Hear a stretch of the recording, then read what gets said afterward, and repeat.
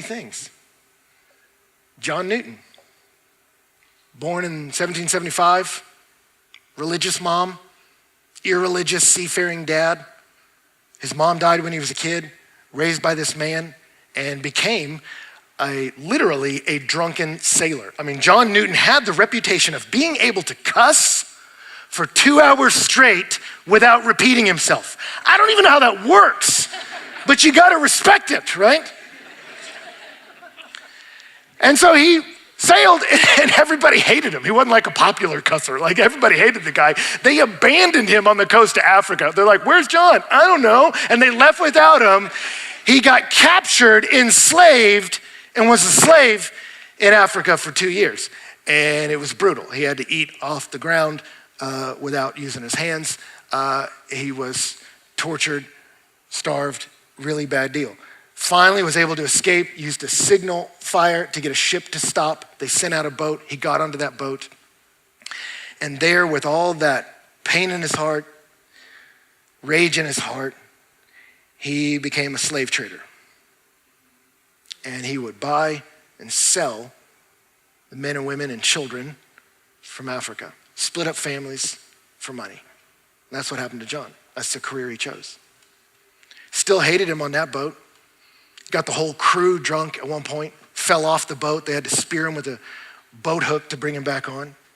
He was a mess of a human being and an absolute monster. And then one day, a storm came, because that's what God does. You run, I chase, and often it's with a storm. That was last week. And in the middle of the storm, he was working the pumps and he realizes, I'm probably gonna die. So he did something he hadn't done since he lost his mom. He prayed and he just yelled, God help me. And he didn't die. Got sick, got an illness, kicked him off the boat, said, you can't stay here. And so he went and was lost in the city, lost my career, lost family, lost everything. And someone invited him to a meeting like this, and he started hearing about the grace of God that came from Jesus that would forgive even somebody like you. And he believed it.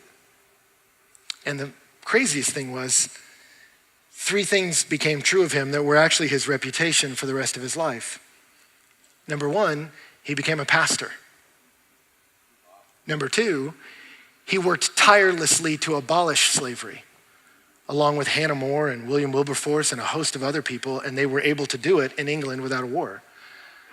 And number 3, he became famous for the song he wrote, Amazing Grace. How sweet the sound that saved a wretch like me, because I was lost, but now I'm found. I was blind, but now I see. It was grace that taught my heart to fear, and then grace my fears relieved. How precious did that grace appear the hour I first believed. Grace makes beauty out of ugly things. And when you realize I'm not deserving, he's unobligated, but he blesses anyway, you will start singing. That's what happens, right?